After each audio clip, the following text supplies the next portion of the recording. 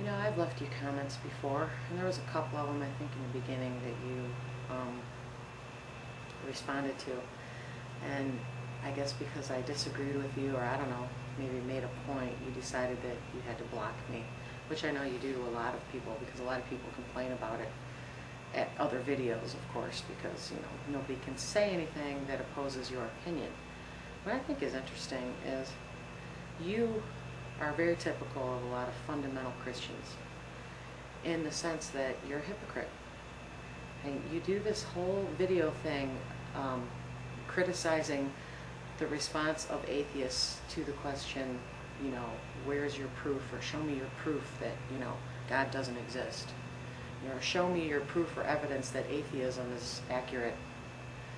And because the point is made, which apparently failed you as far as your understanding of logic and reason, the point was made to this caller that the burden of proof and evidence and all that stuff is not on an atheist. An atheist is not making a claim. They are basically saying that they don't believe or adhere to a claim that's being made, that being in a God, that there is really a God, that there is truth in religion, that there is truth that any God exists. That's all atheism is. It's just basically saying, well, you're saying that you believe in something, and you say that it's the truth, and I'm saying I don't believe you. It's kind of more an opinion than it is anything anyways. Now, just like somebody pointed out at that very video that you're using in your video to discredit atheists and the Atheist Experience in particular, you know, somebody pointed out that Matt could have did a better job at disproving God. But I think most sane atheists realize that when you're dealing with religious fanatics or people who are so dogmatic and closed-minded in their views and beliefs, you can't disprove something to them, because what you're believing in requires you to have faith. It doesn't say, well, here's this evidence, this evidence, this evidence, and this is why I want you to believe in me as your God. It says you have to have faith, blind faith even. So for you to expect that people who disagree with that thing that you're believing in or having blind faith in, for you to expect them to have proof or evidence is irrational. It's unreasonable at best. So to say that you demolished atheists or destroyed atheism or something because of this, because we can't or won't answer this question, is insane.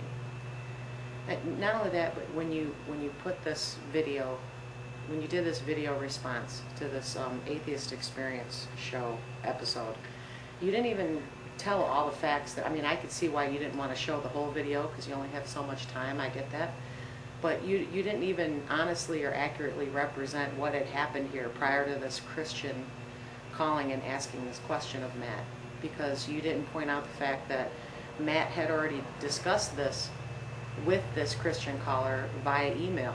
And it says that right in the video, but you conveniently left that out and didn't even say anything about it.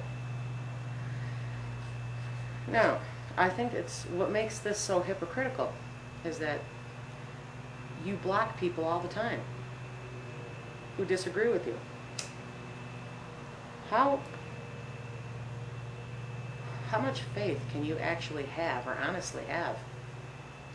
If you have a need, or you feel the need to block people who disagree with you, if you have so much faith that this God that you're believing in is true and is accurate, and you know, and you can prove it, and whatever else it is that you think about it, why would you be so afraid to, or cowardly, to discuss with people their opposing views?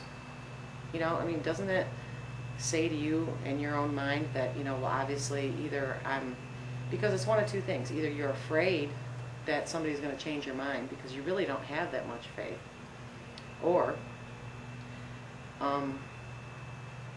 you're so egotistical and self-righteous and everything about this that you're not capable of anybody saying anything that opposes your viewpoints. In which case, you're really just hanging on to your faith or your religion for other sick, twisted reasons. A lot of people use religion as, kind of like they would use a drug. Apparently, you get something out of your religion, and it's not, I don't think, what was meant to come out of it if you were to believe the reasoning within your own doctrine.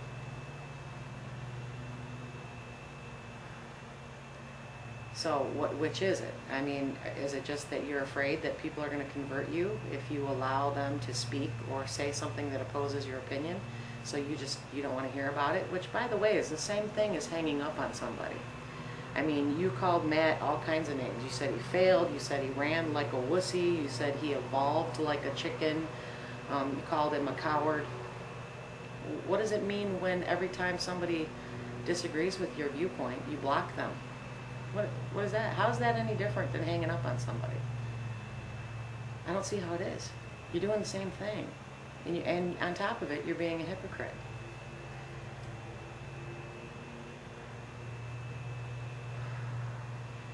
And what you and this caller fail to understand is that, which, as I said, Matt had already discussed this with this person via email, which is why he was already so frustrated before the caller even started speaking. He knew who he was. He already had argued with him via email about this very same question, and he already tried to point out to this person that, look, I'm not going to discuss, I'm not going to say, okay, well, I can prove atheism because da-da-da-da, because I don't have to. The burden of proof is not on the person who is not touting a truth.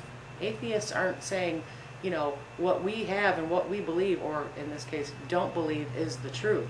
We're basically just saying, you're calling your religion and your God true, and we disagree. We don't believe what you believe. We don't have the faith that you have.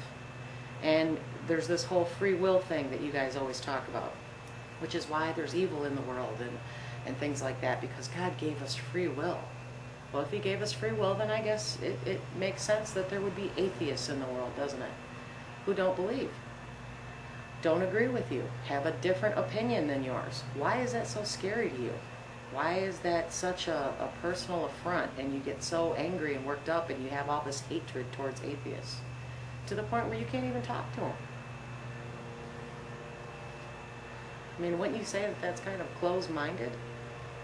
Don't you think that you're kind of being overly dogmatic in your belief and your faith if you're not even willing to discuss, your beliefs or your feelings or your perspectives with other people who oppose those things or who disagree with you? What are you so afraid of? It's just ridiculous. And then you have this young kid. I don't remember what his name is, but I believe you have a link to it at this very video, which I'm sure you won't. You've already blocked me, so I don't think I can have my video be a response to this one. But either way, I had to do a video on this because it's outrageous. But you left a link for this one kid who I think you also have on your website or something, who is also making comments about Matt and things that he said, and nothing he's saying destroys atheism. Nothing he's saying really means anything or is proof or evidence of anything. It's just his perspective.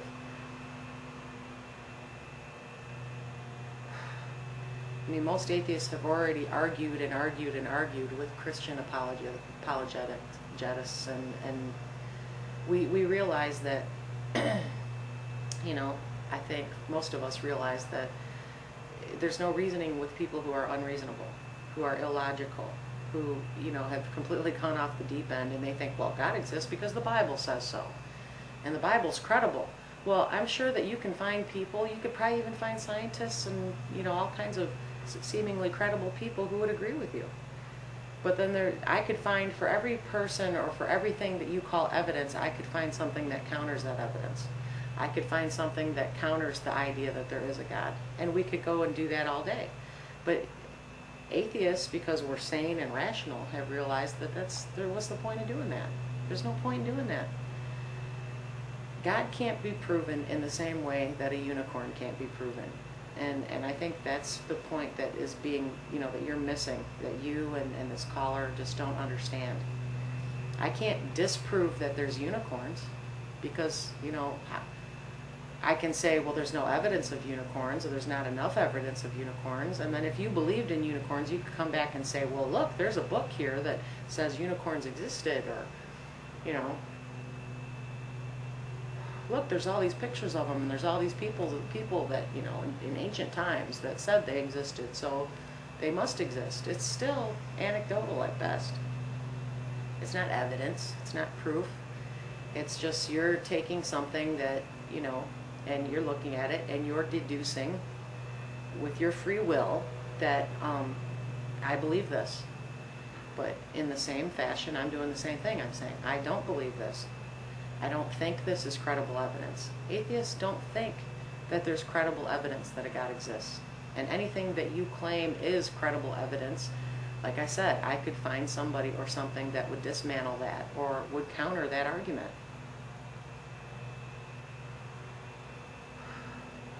And I think what you really need to think about is the hypocrisy involved in what you're doing. I mean, all you're really doing is showing people how little faith you really have in your God, because you won't talk to people who oppose you. You block everybody that opposes you. And you're showing how much denial you have to be in order to continue having this so-called faith that you have in God. Because, you know, you can't talk to anybody who opposes you, and you're not even honest about your representation of people that oppose you. So, like I said, your faith is flawed, and you need to figure out why your faith is flawed. And as far as I'm concerned, you know, you might be closer to atheism than you realize. If it wasn't for the amount of hate that you have towards anybody who doesn't agree with you or believe what you believe, then maybe you'd be able to cross the bridge over to atheism. But until you're able to be honest with yourself and honestly look at this faith that you have, supposedly, and how you illustrate it and the perception you're giving other people of it, you know, you're never really gonna be considered a credible person. And I think that there's a reason why your God and your Bible says that, you know, if you open your mouth, you're gonna just basically prove to people that you're a fool.